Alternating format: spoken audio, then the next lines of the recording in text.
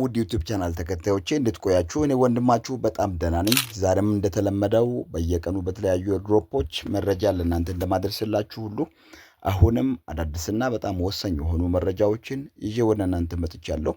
ሁላችሁም እስከ መጨረሻው እንድትከታተሉ አሳስባችኋለሁ። ዛሬ በዋናነት ሶስት ድሮፖችን የምንመለከት ይሆናል። አንደኛው ብለም ይሆናል። ሁለተኛው ደግሞ ስታር ታወር ቼን ሲሆን ስታር ታወር ቼን ነገ ሊስት ይደረጋል። በምን ሊስት ይደረጋል፣ እንዴትስ ደግሞ ክሌም ይደረጋል የሚለውን የምነግራችሁ ይሆናል። እንደዚሁም ደግሞ ሴሊያ ኤርድሮፕ ከዚህ በፊት እኔ ያስጀመርኳችሁ ኤርድሮፕ ብዙዎች እንደምትሰሩ ይታወቃል። ይህ ኤርድሮፕ አንድ መልእክት አስተላልፏል። ያም መልእክቱ ምንድን ነው? በእነዚህ በ10 ቀናቶች ውስጥ ማለትም ጁላይ 8 ድረስ ያላችሁን ቶከን ወደ ሜታማስክ ቶሎ ካላስገባችሁ ይቃጠላል ብለው ስለተናገሩ እሱን እንዴት አድርጋችሁ ዋሌት ክሬት እንደምታደርጉ እና እንደዚሁም ደግሞ እንዴት አድርጋችሁ ወደ ከአፕ ወደ ዋሌት ሜታማስክ እንዴት እንደምትልኩ አላላኩን አንድ ባንድ ለእናንተ ማሳያችሁ ይሆናል።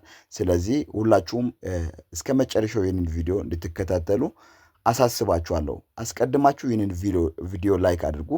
ሰብስክራይብ ያላደረጋችሁ ደግሞ አዳዲስ ቤተሰቦች ሰብስክራይብ ማድረጋችሁን እንዳትረሱ።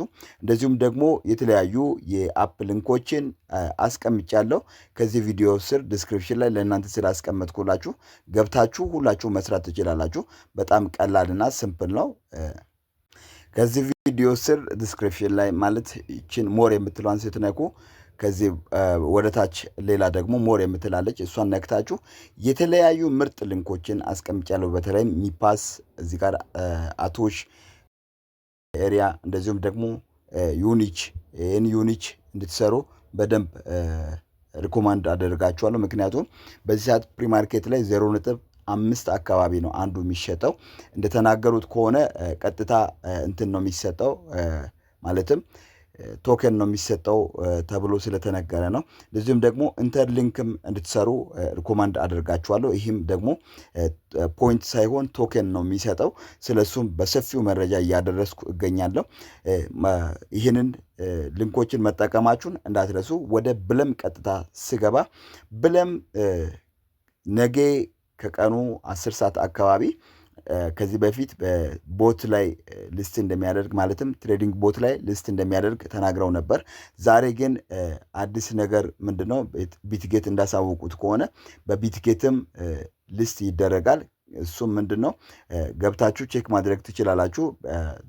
ዲፖዚት አድሬስ ተካቷል። ብለም ብላችሁ ሰርች ስታደርጉ ያው ብለም እዚህ ጋር ዲፖዚት አድሬስን አካቶ መጥቷል። ገብታችሁ መጠቀም ትችላላችሁ። በጣም ምናልባት እንዴት እንደሚላክ ቶሎ እንዴት እንደሚገባ አይታወቅም። ጥሩ ይሁን መጥፎ ይሁን አይታወቅም። ያለው መረጃ ይህን ስለሚመስል ነገ አካባቢ ክሌም ማድረግ ትችላላችሁ። ዛሬ አልጀመረም፣ ነገ ነው የሚጀመረው ብለው እነሱ ተናግረውታል። ስለዚህ መጠቀም ትችላላችሁ።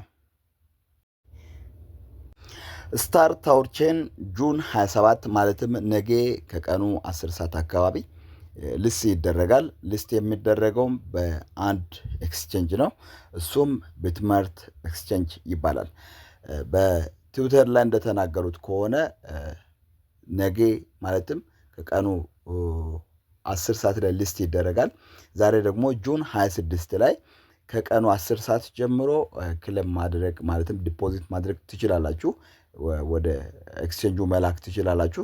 ነገር ግን ምናልባት ሌሎች ኤክስቼንጆች የሚጨምሩ ከሆነ ወደፊት የምንመለከት ይሆናል።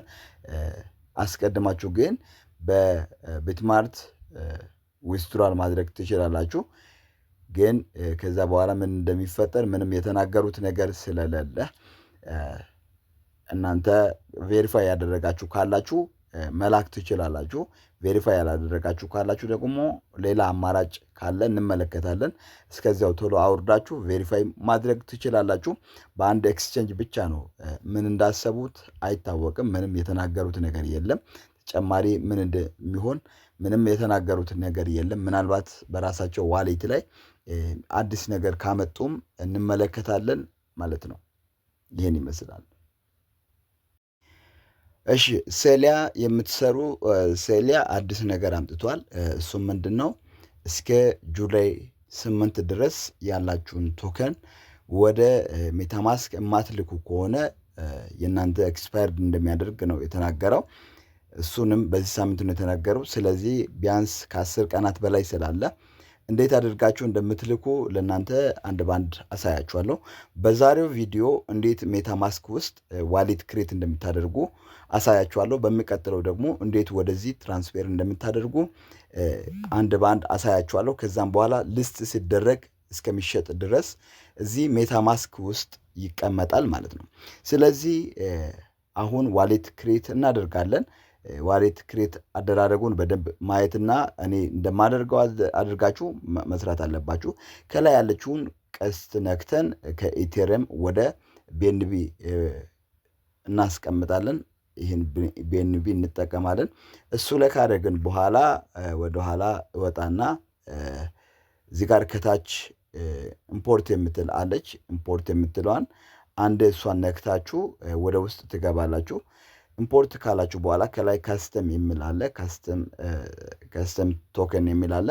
እሱ ላይ ትገቡና እዚህ ጋር ሁለት ነገሮች አሉ። እዚህ ጋር አንደኛው ምንድን ነው? አድሬስ አስገቡ ይላል። ይህን ነገር ጥንቃቄ አድርጎ አድሬስ ከየት ነው የምታመጡት? ኮንትራክት ማለትም ኮንትራክት አድሬስ የሚባለው ትዊተር ላይ ትሄዱና ትዊተር ላይ ትገባላችሁ። ከገባችሁ በኋላ ከላይ ሰርች ባር ላይ ሴሊያ ኮንትራክት አድሬስ ብላችሁ ሰርች አድርጋችሁ ልክ እንደዚህ ይመጣላችኋል። ኮፒ ታደርጋላችሁ። ይሄን ኮፒ አድርጋችሁ ትወስዳላችሁ። አንዴ ኮፒ ካደረጋችሁ በኋላ እዚህ ጋር መታችሁ ትዊተር ላይ እንትን ታደርጋላችሁ። ከዛም በኋላ እዚህ ላይ መታችሁ ፔስት ታደርጉና እዚህ ጋር በፊት ጽሁፍ ነበር 18 ምናምን የሚል ነበረ። አሁን ጠፍቷል ኦልሬዲ። ከዛም ኔክስት ትላላችሁ። አሁን ኢምፖርት ዋሌት ትላላችሁ። ክሬት አደረጋችሁ ማለት ነው። እዚህ ጋር ክሬት ካደረጋችሁ በኋላ ከሴሊያ እዚህ ላይ የሰራችሁ ቶከን አለ። እሱን ቶከን እንዴት አድርጋችሁ ወደ ሜታማስክ እንደምትልኩ በሌላ ቪዲዮ አሳያችኋለሁ። አሁን እንዳይረዝም ስለፈለኩኝ ነው። በጣም ቀላል ነው። ከ10 ቀናት በላይ ስላለ አሳያችኋለሁ አንድ ባንድ። ከዛም በኋላ ሊስት ሲደረግ መሸጥ እንጀምራለን። እንደሚታወቀው በየወሩ ለ5 ዓመታት በየወሩ የሰራችሁትን የወሩ 27ኛው ቀን ከ27ኛው ቀን ጀምራችሁ እስከ 30 ባለው በ3 ቀናቶች ውስጥ እየላካችሁ መቀበል ትችላላችሁ። ስለዚህ ይህን ድሮፕ ያልጀመራችሁ ልጆች ካላችሁ መጀመር አለባችሁ። ዲስክሪፕሽን ላይ ከዚህ ቪዲዮ ስር ዲስክሪፕሽን ላይ ሊንኩ አለ፣ መጠቀም ትችላላችሁ።